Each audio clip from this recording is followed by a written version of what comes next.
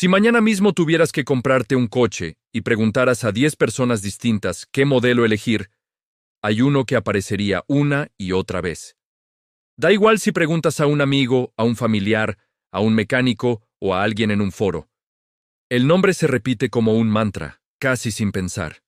Y eso, cuando hablamos de gastar miles de euros, debería ponerte en alerta. Ese coche es el Volkswagen Golf.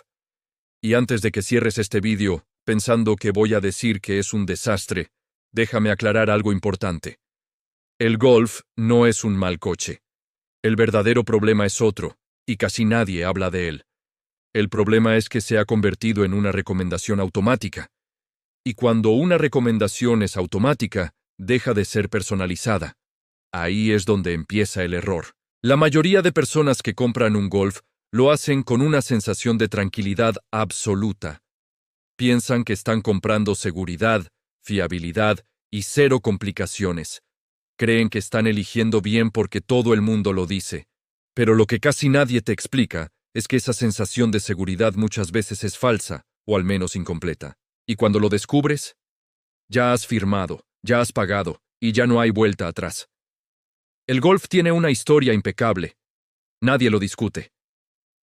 Durante años fue la referencia de su segmento, el coche equilibrado que hacía todo bien. Pero el mercado de hoy no es el de hace 15 o 20 años. Los motores han cambiado, la tecnología ha cambiado, y, sobre todo, la forma en la que la gente usa el coche ha cambiado radicalmente. Sin embargo, la recomendación sigue anclada en el pasado, como si el Golf actual fuera exactamente el mismo coche de siempre. Aquí empieza el primer choque con la realidad. Mucha gente compra un Golf moderno para hacer trayectos cortos, moverse por ciudad o usarlo de forma ocasional, y lo hace convencida de que está comprando algo para toda la vida.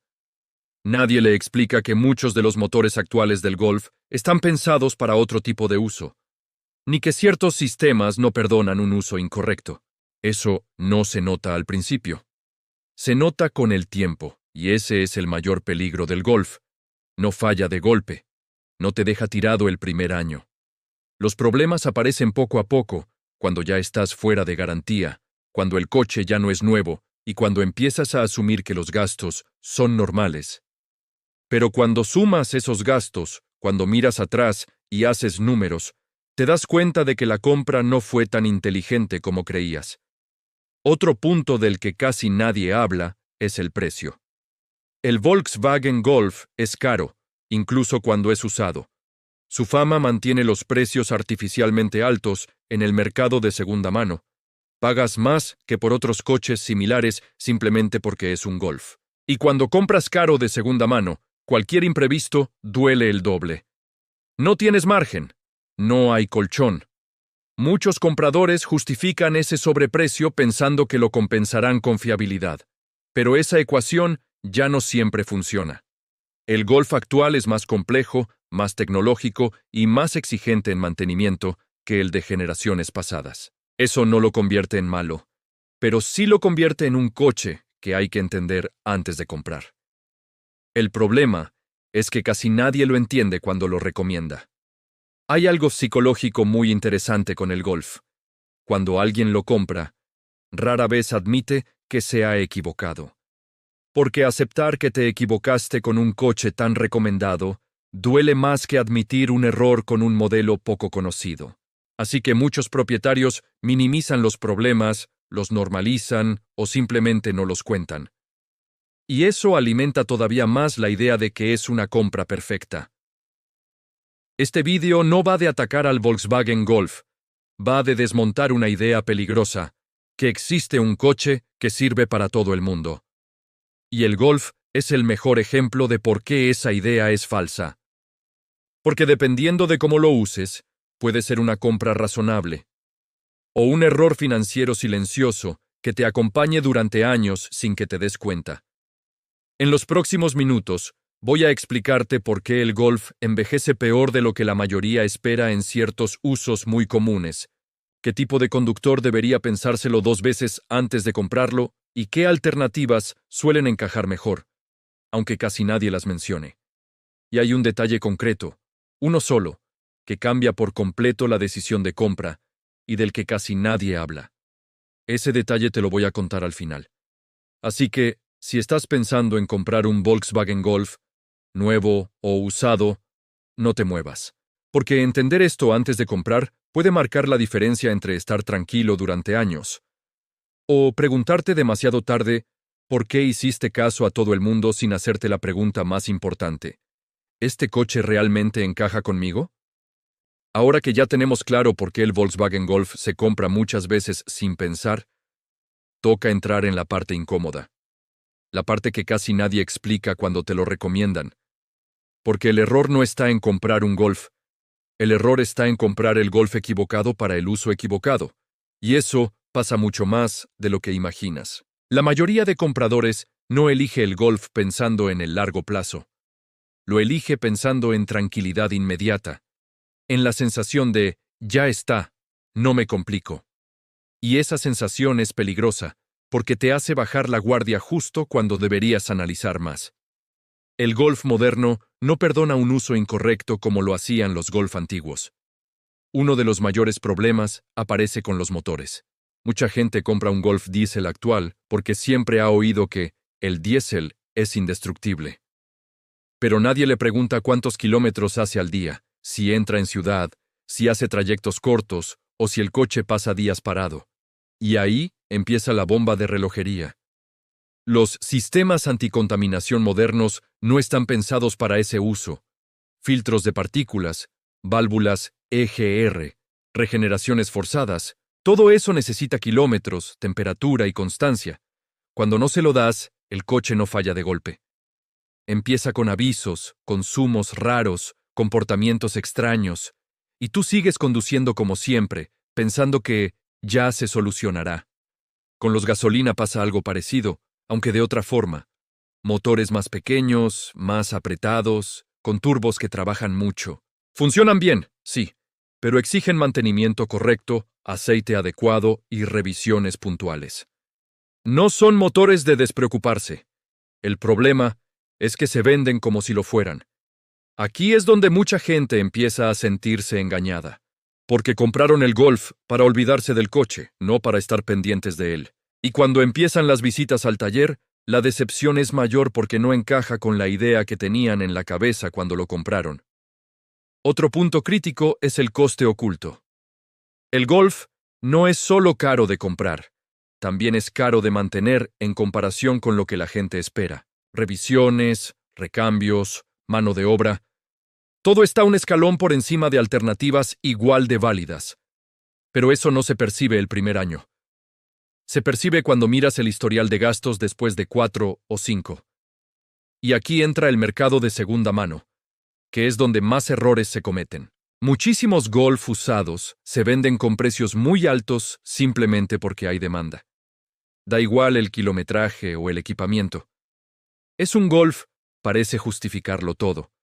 Y muchos compradores aceptan ese precio pensando que están comprando fiabilidad asegurada.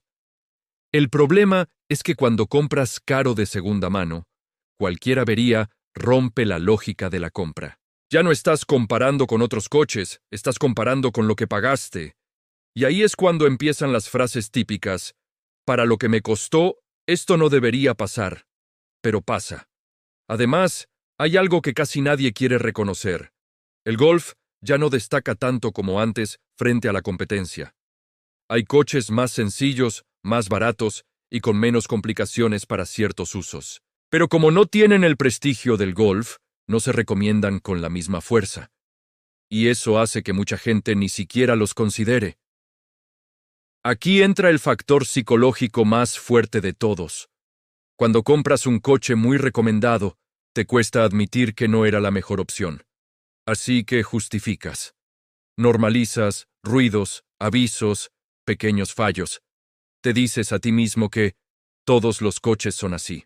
Y poco a poco, te acostumbras a algo que no era lo que esperabas. No estoy diciendo que todo propietario de Golf esté descontento, ni mucho menos. Hay perfiles de conductor para los que el Golf sigue siendo una buena compra. El problema es que esos perfiles no son la mayoría, aunque así se venda. Y eso es lo que convierte la recomendación masiva en un problema. Porque cuando un coche se recomienda a todo el mundo, Inevitablemente, se le recomienda a gente a la que no le conviene. Y el golf es el ejemplo perfecto.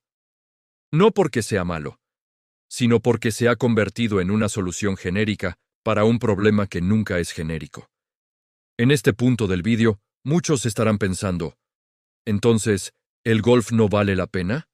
Y esa no es la pregunta correcta. La pregunta correcta es, ¿para quién sí y para quién no? Y esa respuesta es la que casi nadie te da antes de comprar. En el siguiente bloque voy a cerrar el círculo.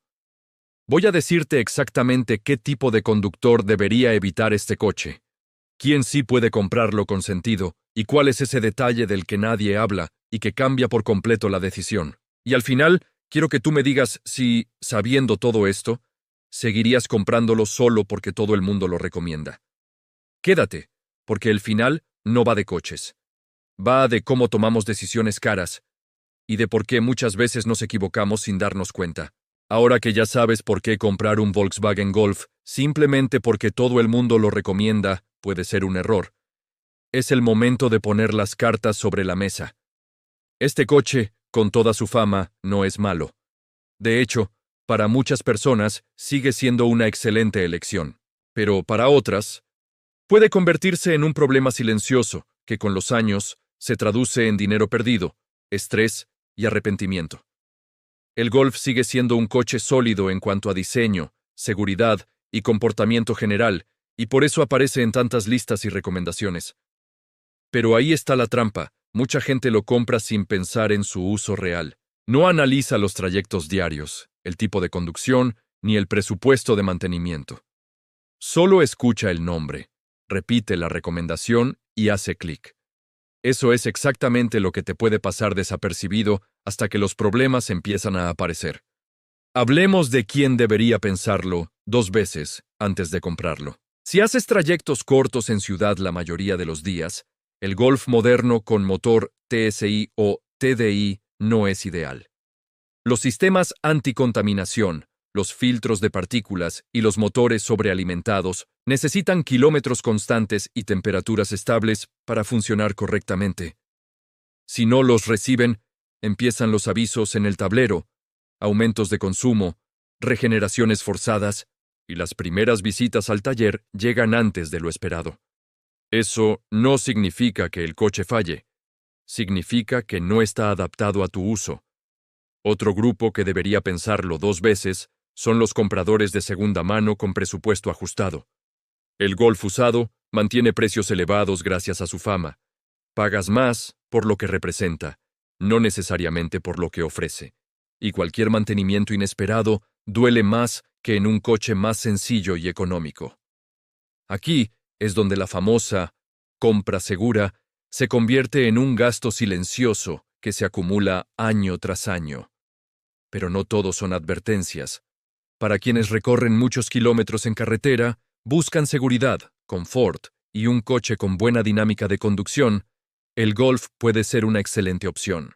La clave está en ser consciente de lo que compras, conocer los límites, saber qué esperar del mantenimiento y entender el tipo de uso que le darás. Esa es la diferencia entre una compra inteligente y un error que se paga caro con el tiempo. Ahora llega el detalle que casi nadie menciona y que puede cambiar la decisión por completo. El coste oculto de la fama. Mucha gente se siente tranquila comprando un Golf porque es conocido, porque todo el mundo dice que es fiable.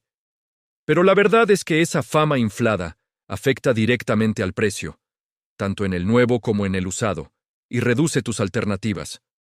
Cualquier problema o visita al taller se siente más grave de lo que sería con otro coche, simplemente porque pagaste más. Es un efecto psicológico y financiero que pocos reconocen antes de comprar. Por eso, el Golf no es un coche para todos, aunque lo parezca. Su fama lo convierte en una recomendación automática que ignora el contexto de cada conductor.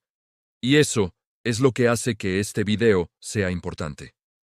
Porque no se trata de decir que el coche es malo. Se trata de aprender a no comprar basándote únicamente en la opinión general, sino en tus necesidades, tu uso y tu presupuesto. Entonces, si estás pensando en comprarte un Golf, pregúntate esto: ¿realmente encaja conmigo ¿O solo lo quiero porque todos dicen que es bueno? Esa simple pregunta puede ahorrarte miles de euros y años de frustración.